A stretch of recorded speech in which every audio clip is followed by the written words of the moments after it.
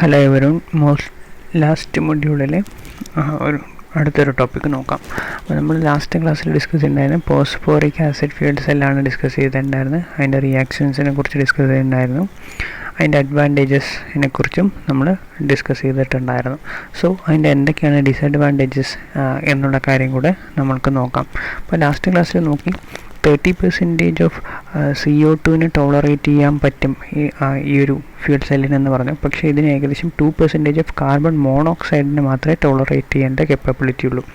പിന്നെ it can tolerate on 50 parts per million of total sulphur component.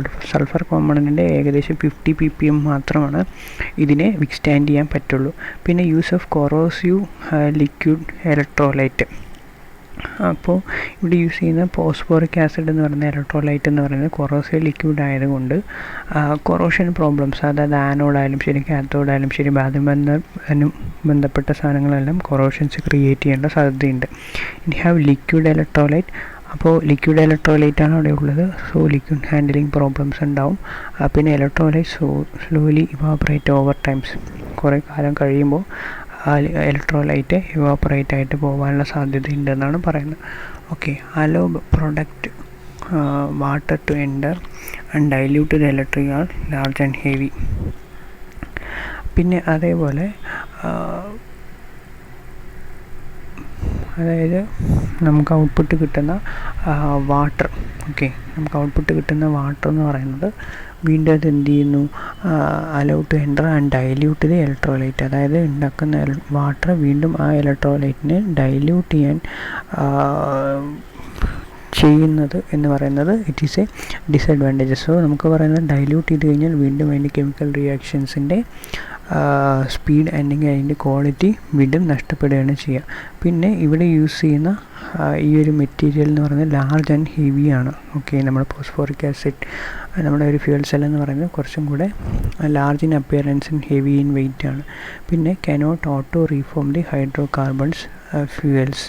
അതും ഒരു പ്രശ്നമാണ്. They have to warmed up before they can be operated or continuously maintain their operating temperature. അതായത് ഈ device work ചെയ്യുന്നതിന് മുമ്പ് നമ്മൾ warm up ചെയ്യണം, അല്ലെങ്കിൽ കണ്ടിന്യൂസ് ടു മെയിൻറ്റെയിൻ ആയിട്ട് കോൺസ്റ്റൻറ്റ് ഓപ്പറേറ്റിംഗ് ടെമ്പറേച്ചർ. അതിൻ്റെ ഒരു കോൺസ്റ്റൻറ്റ് ഓപ്പറേറ്റിംഗ് ടെമ്പറേച്ചർ എത്തിയാൽ മാത്രമേ അത് വർക്ക് ചെയ്യുള്ളൂ. അതല്ലെങ്കിൽ ആ കോൺസ്റ്റൻ്റ് ആയിട്ടുള്ള ടെമ്പറേച്ചർ നമ്മൾ മെയിൻറ്റെയിൻ ചെയ്യണം. അതല്ലെങ്കിൽ നമ്മളതിൻ്റെ ഔട്ട്പുട്ട് കിട്ടുന്നതിന് മുമ്പ് നിശ്ചിത എമൗണ്ട് ഓഫ് വാമപ്പിനുള്ള സമയം നമുക്ക് അതിൻ്റെ ആവശ്യം വരുന്നതാണ്. ഇതാണ് ഒരു ഫോസ്ഫോറിക് ആസിഡ് ഫ്യൂൽ സെല്ലിൻ്റെ കംപ്ലീറ്റ് ആയിട്ടുള്ള കാര്യങ്ങൾ. അപ്പോൾ നമ്മൾ എന്തൊക്കെ ഡിസ്കസ് ചെയ്തിട്ടുണ്ടായിരുന്നു? Phosphoric acid fuel cell structure, equations, advantages, disadvantages, ബാക്കിയുള്ള കാര്യങ്ങളെല്ലാം നോക്കി. ഇനി അടുത്ത് നമുക്ക് അതിൽ പഠിക്കേണ്ടത് മോൾട്ടൺ കാർബണേറ്റ് ഫ്യൂൽ സെല്ലാണ് ഉള്ളത്. അപ്പോൾ ഇതിൻ്റെ ഇവിടെ ഒരു സ്ട്രക്ചർ കൊടുത്തിട്ടുണ്ട്. ഇലക്ട്രിക്കൽ ലോഡ്, ഔട്ട്പുട്ടിൽ ഇലക്ട്രോൺസ് ഉണ്ട്, മോൾട്ടൺ കാർബണേറ്റ് ഇലക്ട്രോലൈറ്റ്. ഇതാണ് ആക്ച്വലി ഇതിൻ്റെ ഇലക്ട്രോലൈറ്റ്, മോൾട്ടൺ കാർബണേറ്റ് ഇലക്ട്രോലൈറ്റ്. അപ്പോൾ വീണ്ടും ഹൈഡ്രജൻ നമ്മൾ ഫ്യൂവലായിട്ട് കൊടുക്കുന്നുണ്ട്, ഓക്സിജൻ നമ്മൾ ഫ്യൂവലായിട്ട് കൊടുക്കുന്നുണ്ട്. നടക്കുന്ന കെമിക്കൽ റിയാക്ഷൻസ് എല്ലാം ഇവിടെ എഴുതിയിട്ടുണ്ട്. ഇവിടെ കാർബൺ ഡയോക്സൈഡ് ബൈ പ്രോഡക്റ്റായിട്ട് കിട്ടുന്നുണ്ട്, കാർബൺ മോണോക്സൈഡ് ബൈ പ്രോഡക്റ്റായിട്ട് കിട്ടുന്നുണ്ട്, വാട്ടർ പ്രോഡക്റ്റായിട്ട് കിട്ടുന്നുണ്ട്, ഹൈഡ്രജൻ മീത്തൈൻ കിട്ടുന്നുണ്ട്, CH4 നമുക്ക് മീത്തൈൻ ഔട്ട്പുട്ടിൽ കിട്ടുന്നുണ്ട്. സോ ഇതെങ്ങനെയൊക്കെയാണ് വർക്ക് ചെയ്യണമെന്ന് നോക്കാം. അപ്പോൾ ഇതിൽ നോക്കാനുള്ളത് ഒരു ഇൻട്രൊഡക്ഷൻ, അഡ്വാൻറ്റേജസ്, ഡിസഡ്വാൻറ്റേജസ്, അതിൻ്റെ കെമിക്കൽ റിയാക്ഷൻസ്. ഓക്കെ, അപ്പോൾ നമുക്ക് ആദ്യം ഇൻട്രൊഡക്ഷൻ കഴിഞ്ഞിട്ട് കെമിക്കൽ റിയാക്ഷനിൽ വന്നതിന് ശേഷം അഡ്വാൻറ്റേജസ് ആൻഡ് ഡിസഡ്വാൻറ്റേജസ് നോക്കാം. അപ്പോൾ ഇത് നോക്കുകയാണെന്നുണ്ടെങ്കിൽ നമ്മൾ ഇത്രയും നേരം പഠിച്ചത് hydrogen H+ ions will act as a internal movement for anode and cathode. Internally ആനോഡും കാത്തോഡും തമ്മിലുള്ള കണക്ഷൻസ് കണക്ട് ചെയ്യുന്നത് H+ ആണെന്ന് പറയും. പക്ഷേ ഇതിൽ മാത്രമാണ് CO3 കാർബണേറ്റ് കണ്ടോ.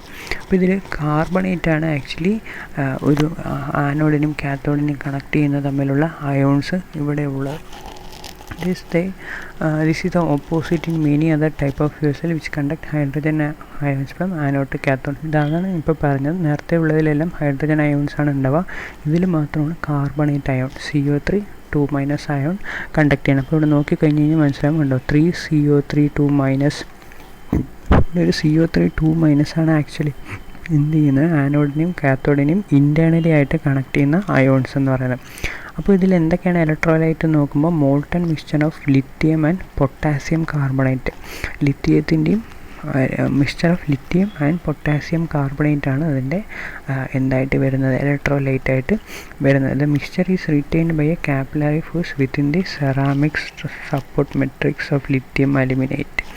അപ്പോൾ ഈ മിക്സ്ചർ എങ്ങനെ റിറ്റെയിൻ ചെയ്തതാണ്, കാപ്പിലറി ഫോഴ്സ്. കാപ്പിലറി ഫോഴ്സ് എന്ന് പറഞ്ഞു കഴിഞ്ഞാൽ നമുക്കറിയാം ഇങ്ങനെ നമുക്ക് ഓയിൽ ആ ത്രെഡിലൂടെ വലിച്ച് ലൈറ്റ് കത്തുന്ന ആ ഒരു ഫോഴ്സിനാണ് നമ്മൾ കാപ്പിലറി ഫോഴ്സ് എന്നൊക്കെ പറയും. അപ്പോൾ അതിൻ്റെ കൂടെ with ceramics metric support lithium അലുമിനേറ്റും ഉണ്ടാവും. പിന്നെ ഈ fuel cell operating temperature electrode structure is a thick paste. അപ്പോൾ ഇവിടെ ഇലക്ട്രോലൈറ്റ് എന്ന് പറയുന്നത് എന്താണ്, തിക്ക് പേസ്റ്റ് ആണ്. അപ്പോൾ അതുകൊണ്ട് എന്ത് ചെയ്യുന്നു, ഇത് എല്ലാ സൈഡും സീൽ ചെയ്തതിന് ശേഷം, അതായത് തിക്ക് പേസ്റ്റിലുള്ള ഇലക്ട്രോലൈറ്റ് പുറത്തേക്ക് വരാതിരിക്കാൻ വേണ്ടിയിട്ടും ആണ് ഇത് വർക്ക് ചെയ്യുന്നത്. അപ്പോൾ ഇതിൻ്റെ ഒരു കൂടുതലായിട്ടുള്ളൊരു കാര്യങ്ങൾ നമുക്ക് എന്തൊക്കെയാണെന്നുള്ളൊരു കാര്യം കൂടെ ഇപ്പോൾ നോക്കാം. ഇതുവരെയുള്ളൊരു കാര്യം ക്ലിയർ ആണെന്ന് മനസ്സിലാവും തോന്നുന്നു. അപ്പോൾ എന്തെങ്കിലും ഡൗട്ടുകൾ ഉണ്ടെങ്കിൽ അപ്പോൾ തന്നെ മെസ്സേജ് ചെയ്യോ അങ്ങനെയുള്ള എന്തെങ്കിലും ഒരു കാര്യങ്ങൾ ചെയ്താൽ മതി. ഓക്കെ, അപ്പോൾ നമ്മുടെ ഇപ്പോൾ പഠിച്ചുകൊണ്ടിരിക്കുന്ന ഈ ഒരു മോൾട്ടൺ കാർബണേറ്റ് ഫ്യൂവൽ സെല്ലിൻ്റെ ഒരു കാര്യം കൂടിയുണ്ട്. അതിൻ്റെ ഓപ്പറേറ്റിംഗ് എന്ന് പറയുന്നത് ഏകദേശം 1200 ഫാരൻഹീറ്റ് അല്ലെങ്കിൽ 650 ഡിഗ്രി സെൽഷ്യസ് ആണ്. 1200 ഫാരൻഹീറ്റ് ഓർ 650 ഡിഗ്രി സെൽഷ്യസ് ആണ് ഇതിനൊരു ഓപ്പറേറ്റിംഗ് റേഞ്ചായിട്ട് വരുന്നത്. അപ്പോൾ ഇതിൻ്റെ കെമിക്കൽ റിയാക്ഷൻസ് നോക്കാം എന്തൊക്കെയാണെന്നുള്ളത്. അപ്പോൾ ഇവിടെ കെമിക്കൽ റിയാക്ഷൻസ് ഇവിടെ കൊടുത്തിട്ടുണ്ട്. അപ്പോൾ റിയാക്ഷൻ ഇൻ ദി ആനോഡിൽ എങ്ങനെയാണ് റിയാക്ഷൻ നടക്കണം എന്നുള്ള കാര്യങ്ങൾ നമുക്ക് നോക്കാം. അപ്പോൾ ഇവിടെ ഒരു കാർബണേറ്റ് CO3 2- ആണ് അത് കണ്ടക്ട് ചെയ്യാൻ വേണ്ടിയിട്ടുള്ളതെന്ന് പറഞ്ഞു. ഇപ്പോൾ 3H2 + 3CO3 2- gives 3 water 3 water 3 carbon dioxide 6 free electrons. അതാണ് ഇവിടുത്തെ ആനോഡിൽ നടക്കുന്ന ഫസ്റ്റ് റിയാക്ഷൻ.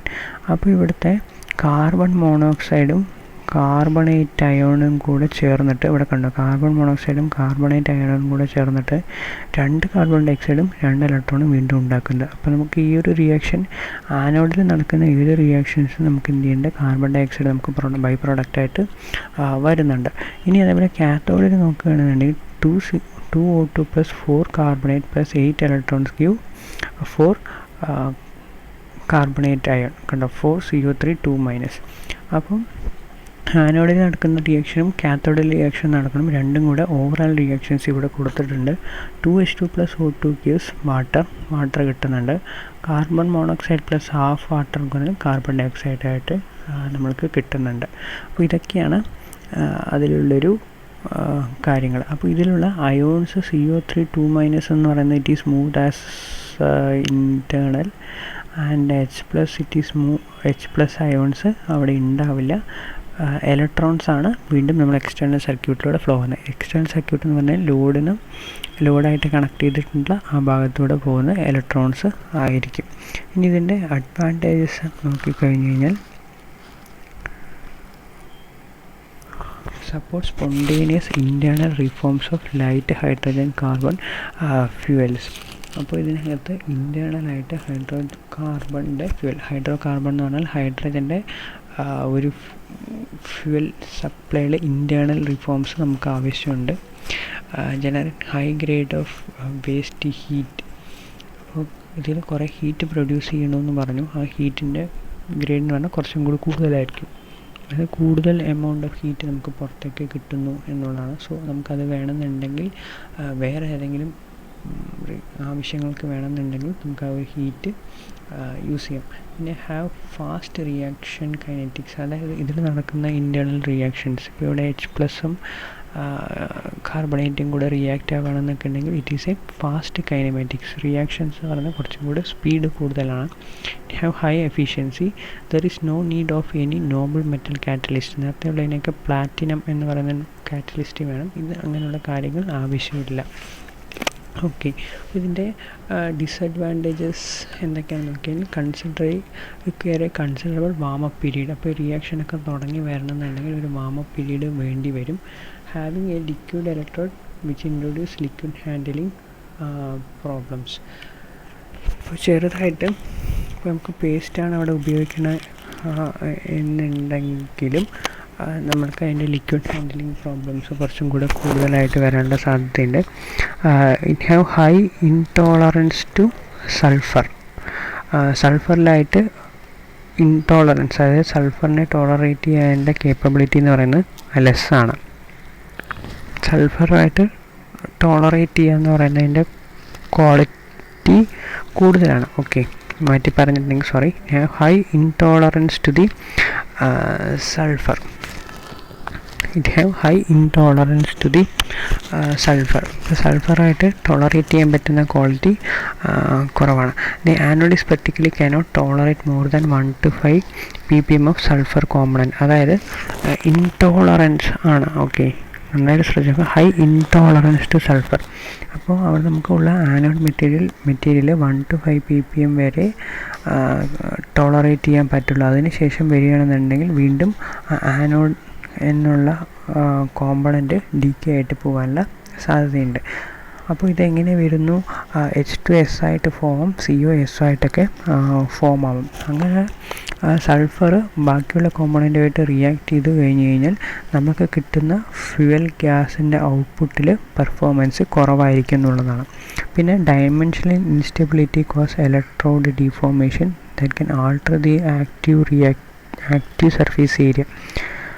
അപ്പോൾ നമ്മളിവിടെ പറഞ്ഞിട്ടുണ്ടായിരുന്നു അല്ലേ, സൾഫർ കൂടുതൽ എമൗണ്ട് വന്നു കഴിഞ്ഞാൽ അതിൻ്റെ ഇലക്ട്രോഡ്സുകളെ എഫക്റ്റ് ചെയ്യുന്നു പറഞ്ഞു. സോ ഇലക്ട്രോഡിൻ്റെ ഡീകമ്പോസിഷൻ നടന്നു കഴിഞ്ഞാൽ ടോട്ടൽ സ്ട്രക്ചറിൽ അതിൽ ചെറിയ ചെറിയ പ്രശ്നങ്ങൾ വരും. അതിൻ്റെ വിത്ത് സ്റ്റാൻഡിങ് കപ്പാസിറ്റി അല്ലെങ്കിൽ ഹോൾഡിങ് കപ്പാസിറ്റി, പിന്നെ അതിൻ്റെ ടോട്ടൽ ഡയമെൻഷനിലൊക്കെ പ്രശ്നം വന്നു കഴിഞ്ഞാൽ ടോട്ടൽ ആക്റ്റീവ് ഏരിയ, നേരത്തെ ഇത്രയും ഉണ്ടായിരുന്ന മെറ്റീരിയൽ ഉണ്ടായിരുന്നു, അതിൽ ഇത്രയും ഭാഗം കൊറോഡായി പോയി കഴിഞ്ഞ് കഴിഞ്ഞാൽ ബാക്കി ഉള്ള ഏരിയ കുറച്ചേ ഉണ്ടാവുള്ളൂ. അപ്പോൾ ടോട്ടലി നമുക്ക് കിട്ടുന്ന ഔട്ട്പുട്ട് എന്ന് പറയുന്നത് എന്തായിരിക്കും? കുറയാനുള്ള സാധ്യതയുണ്ട്. Okay, alter the active surface area may cause loss of contact and high resistance between the components. അതായത് നമുക്ക് ലോസ് ഓഫ് കോണ്ടാക്ട് എന്ന് പറഞ്ഞു കഴിഞ്ഞാൽ, ഇപ്പോൾ നന്നായി ശ്രദ്ധിച്ചൊക്കെ ഇതാണ് നമ്മുടെ ആനോഡ് എന്ന് വിചാരിക്കുക, ഇവിടെയാണ് നമ്മൾ കണക്ട് ചെയ്തിരിക്കുന്നത് എക്സ്റ്റേണൽ സർക്യൂട്ടിൽ. അപ്പോൾ കൊറോഡായിട്ട് ഈ ഭാഗമാണ് പോയെന്ന് വിചാരിക്കുക, ഷെയ്ഡിൻ്റെ ഭാഗം പോയാണെങ്കിൽ ഇവിടെ നടക്കുന്ന റിയാക്ഷൻസ് ഈ സർക്യൂട്ടിൽ കണക്റ്റ് ആവുന്നില്ല, അപ്പോൾ സർക്യൂട്ടിൻ്റെ ഔട്ട്പുട്ട് കിട്ടില്ല. അതേപോലെ ഇപ്പോൾ ഇങ്ങനെയാണ് നടക്കണമെന്നുണ്ടെങ്കിൽ ഇവിടെ കുറച്ച് ഭാഗം എന്തായിട്ട് മാറി, കൊറോഡായിട്ട് മാറിപ്പോയി എന്ന് വിചാരിക്കുക. സോ നമുക്ക് ടോട്ടലി ഇവിടുത്തെ കൊറോഷൻ വന്നു കഴിഞ്ഞാൽ വീണ്ടും റെസിസ്റ്റൻസ് കൂടാനുള്ള സാധ്യതയുണ്ട്. അപ്പോൾ റെസിസ്റ്റൻസ് ഇൻക്രീസ് ചെയ്ത് കഴിഞ്ഞ് കഴിഞ്ഞാൽ നമ്മുടെ ഓംസ് ലോ പറയുന്നത് V = I × R. അതിൽ R എന്ന് പറയുന്നത് V divided by I, R = V / I. അപ്പോൾ നമുക്ക് റെസിസ്റ്റൻസ് വാല്യൂ കൂടിക്കഴിഞ്ഞ് കഴിഞ്ഞാൽ അതിൻ്റെ ഉള്ളിലെ കറണ്ട് ഫ്ലോ കുറയാനുള്ള സാധ്യതയാണ് ഉള്ളത്. അപ്പോൾ നമുക്ക് കിട്ടുന്ന ഔട്ട്പുട്ടും കുറയാനുള്ള സാധ്യതയാണ് ഉള്ളത്. പിന്നെ കൊറോഷൻ തന്നെയാണ് വീണ്ടും എഫക്റ്റ് ചെയ്യുന്നത്. To decline the performance, limit the cell life, can cumulate the cell failure. അപ്പോൾ കൂടുതൽ സെല്ലിൻ്റെ ലൈഫിനെ കുറയ്ക്കുകയും വീണ്ടും സെല്ല് മുഴുവൻ കേടുവന്ന് പോകാനും തന്നെ സാധ്യതയുണ്ട്. അതിനുശേഷം സെല്ല് ഫെയിലിയർ ആവാനുള്ള റീസൺ ആണെന്ന് പറഞ്ഞു അല്ലേ. അതിനുശേഷം ഒരു പ്ലാറ്റിനം കാറ്റലിസ്റ്റ് കണ്ടോ, നോബിൾ എലമെൻ്റാണ് പ്ലാറ്റിനം. അങ്ങനെ പ്ലാറ്റിനം നമ്മൾ യൂസ് ചെയ്യുകയാണെന്നുണ്ടെങ്കിൽ നമുക്ക് ഈ ഒരു പ്രോബ്ലംസിലെല്ലാം റെഡ്യൂസ് ചെയ്യാനുള്ള ക്വാളിറ്റി വരും, റെഡ്യൂസ് ചെയ്യാൻ പറ്റും. പക്ഷേ നമുക്ക് ഓവറോൾ കോസ്റ്റ് എന്ന് പറയുന്നത് കൂടി വരും. ഓക്കെ, അതായത് പ്ലാറ്റിനം വാങ്ങിക്കുക എന്ന് പറഞ്ഞു കഴിഞ്ഞാൽ തന്നെ കോസ്റ്റാണ്. ഒരു ഫ്യൂവൽ സെല്ലിൽ പ്ലാറ്റിനം ഇൻക്ലൂഡ് ചെയ്ത് കഴിഞ്ഞാൽ അതിൻ്റെ ഫ്യൂവൽ കോസ്റ്റ് എന്ന് പറയുന്നത് കൂടും.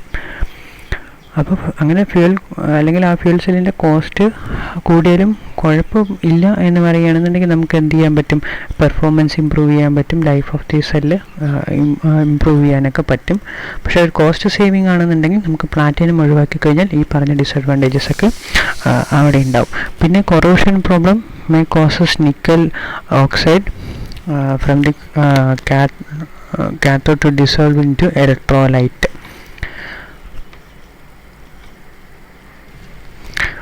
അപ്പോൾ ഇതിൽ നോക്കുകയാണെന്നുണ്ടെങ്കിൽ കൊറോഷൻ നടക്കുന്ന സമയത്ത് നിക്കൽ ഓക്സൈഡ് നമ്മുടെ കാത്തോഡിൽ from the cathode, okay, nickel oxide from the കാത്തോഡിൽ നിന്ന് നമുക്ക് നിക്കൽ ഓക്സൈഡ് ഇലക്ട്രോലൈറ്റിൽ ഡിസോൾവ് ആകുകയാണെന്നുണ്ടെങ്കിൽ വീണ്ടും റിയാക്ഷൻസ് നടക്കുകയും നമുക്ക് ഇലക്ട്രോലൈറ്റിൻ്റെ അളവ് കുറയും. പിന്നെ ഡീപോറേഷൻ ഓഫ് സെപ്പറേറ്റർ പ്ലേറ്റ്, നമുക്ക് ആനോഡിനെയും കാത്തോഡിനെയും സെപ്പറേറ്റ് ചെയ്യുന്ന വെക്കുന്ന പ്ലേറ്റുകളിൽ ഡിസ്റ്റോർഷൻ സംഭവിക്കാനുള്ള സാധ്യതയുണ്ട്. ഡീഹൈഡ്രേഷൻ എന്ന് പറഞ്ഞാൽ വാട്ടറിൻ്റെ കണ്ടൻറ്റ് കുറയുക, അല്ലെങ്കിൽ ഫ്ലഡിങ് ഓഫ് ഇലക്ട്രോൺസിൻ്റെ അളവിൽ വ്യത്യാസം വരിക, അതാണ് ഏറ്റവും കൂടുതൽ പ്രശ്നം വരുന്നത്. പിന്നെ required development sustainable material can resist the corrosion. എല്ലാത്തിലും പറയുന്നത് കൊറോഷൻ എന്നുള്ളൊരു കാര്യമാണ്. സോ ഈ കൊറോഷൻ കാരണമാണ് ഈ ഒരു ഫ്യൂവൽ സെല്ല് തന്നെ നമ്മൾ കുറച്ചും കൂടെ അവോയ്ഡ് ചെയ്യാനുള്ള കാര്യം വരുന്നത്. പിന്നെ dimensionally stable, have high endurance and let them to fabricate. അതായത് നമ്മൾ യൂസ് ചെയ്യുന്ന മെറ്റീരിയൽ കൊറോഷൻ റെസിസ്റ്റൻറ്റും വളരെ സ്റ്റേബിൾ ആയിട്ടുള്ളൊരു മെറ്റീരിയൽ വേണം നമ്മൾ യൂസ് ചെയ്യേണ്ടി വരുന്നത്. അപ്പോൾ ആ മെറ്റീരിയൽ യൂസ് ചെയ്യുമ്പോൾ നമുക്ക് കോസ്റ്റ് വളരെ കൂടുതലാവാനാണ് സാധ്യത. അപ്പോൾ ബാക്കിയുള്ളത് അടുത്ത ക്ലാസ്സിൽ കണ്ടിന്യൂ ചെയ്യാം.